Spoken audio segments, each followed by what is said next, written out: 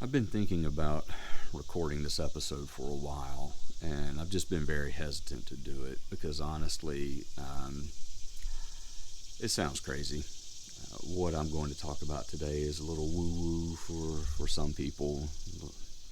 I know that it makes me sound crazy. People think I'm crazy. I know how I come across when I talk about this stuff. But the reason that I'm doing this, talking about this, is because recently Chadd Wright was on the Joe Rogan podcast. And if you're not familiar with Chadd Wright, I really encourage you to go check him out. I'm a big fan of Chadd. I love the guy. Down to earth and really kind of reminds me of where I came from. Just a good old boy Georgia redneck, honestly. But Chadd's a former Navy SEAL. He was on Joe Rogan not too long ago. And part of Chadd's story is about how he became a Christian. He's a very outspoken Christian now.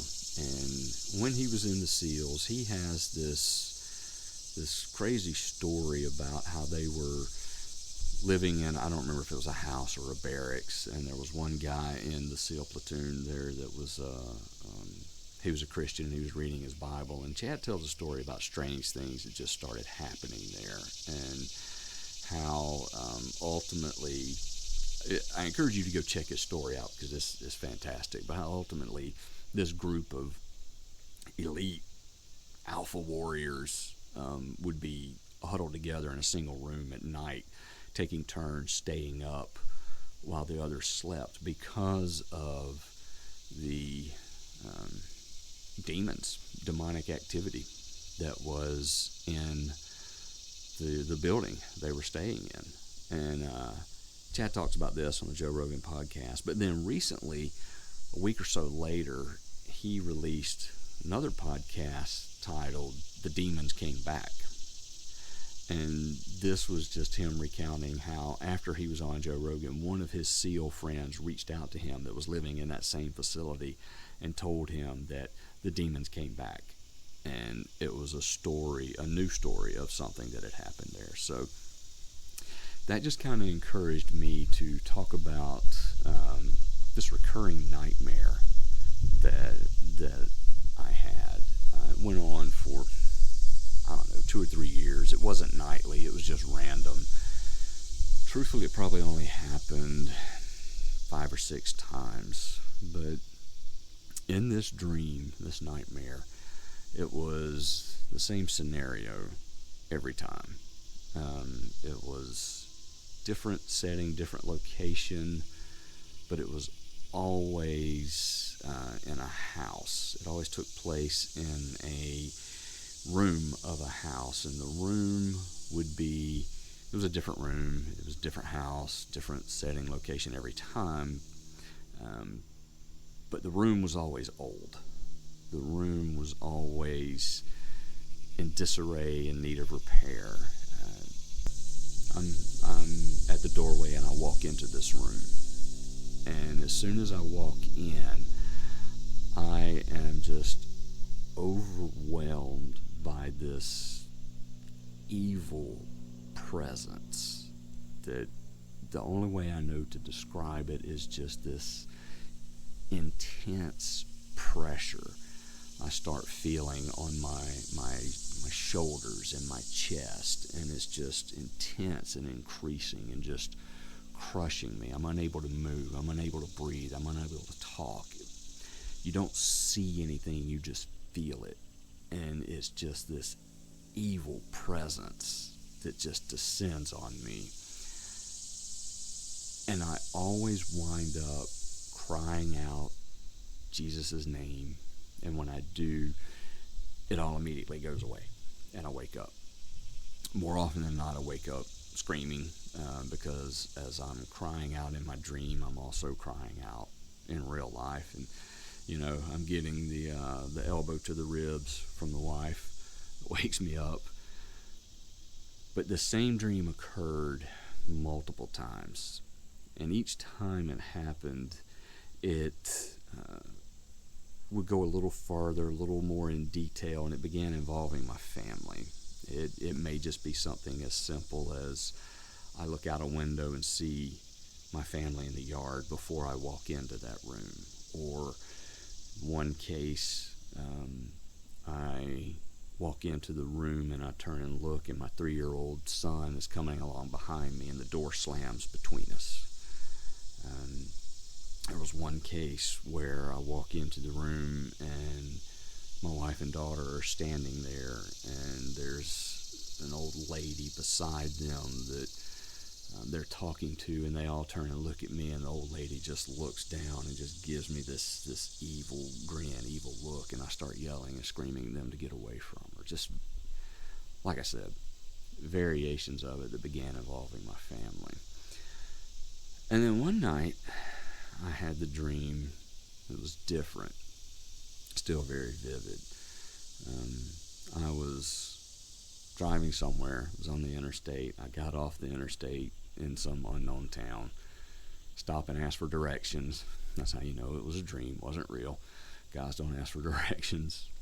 But I go into this restaurant, and this restaurant again is in some old plantation style building. And I walk in the restaurant, and everything is completely dark. There's no lights on, very dark carpet, very dark paints, colors on the wall. The greeter is there at the table the front desk to take me to a table. The restaurant's full, one big open room. People just sitting there at round tables. Everyone is completely silent. Everyone's afraid to speak, afraid to move. And I start asking for directions, and everybody immediately shushes me, tells me to stop, hush, don't speak, don't talk. Someone picks up a fork and taps it against the glass or a plate. It makes the little tink sound. And when they do, these ghosts, the only way I know to describe them, black ghosts come flying out, screeching in circles around the room, and they go up to that, they fly down, descend upon that person, and they just, suck the soul out of them, and then that person falls and collapses dead, and the ghosts leave. And the people are terrified to make any noise, because apparently noise is what attracts these dark spirits. And for whatever reason, I walk into the middle of the room and I start screaming at them, daring them to come get me, to come after me. And they come in there and they're circling in the ceiling, they're screeching, but they're afraid of me. They won't come after me, they won't come to me. And then, again, as I'm screaming at them, I'm screaming in life and get the elbow to the ribs.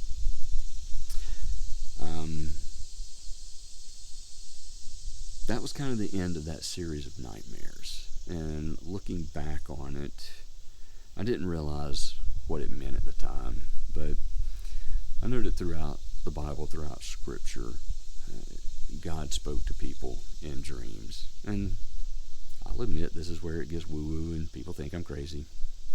But God did repeatedly, over and over again in the Bible, speak to people in dreams. Maybe that's what was happening here, maybe not. But I feel like it was a warning about things that were coming, things that were going to happen in our lives. You can always say hindsight is 20/20. You can always make, facts fit the story or the story fit the facts or whatever. But I really do feel like this was a warning of things that were going to happen, that my house, my personal life, my family was not in order, and that there was evil descending upon us. And that came to pass. That was probably a year or two ago, and the dream never came back until last week. And this time it was very, very real. So real, in fact, that I could have actually woken up in the middle of the night and it really happened. In this dream, I was sleeping on our sofa, And I wake up, something's wrong. I get up, I walk through the house. Our house is in shambles. I'm walking on bare plywood floors. That's real right now. We've had a water leak. We've had damage in our home. The floors are ripped out. We are walking around on plywood. As I had this dream, I was sleeping on the sofa that night. Because we're doing work in my daughter's bedroom. She had our bed. I was getting up early to take my dog running, so I just slept on the sofa downstairs so I wouldn't bother anyone. I walk across these wood floors, these torn up floors, and I get to my front door. My nice new front door that we just got replaced because of the water damage.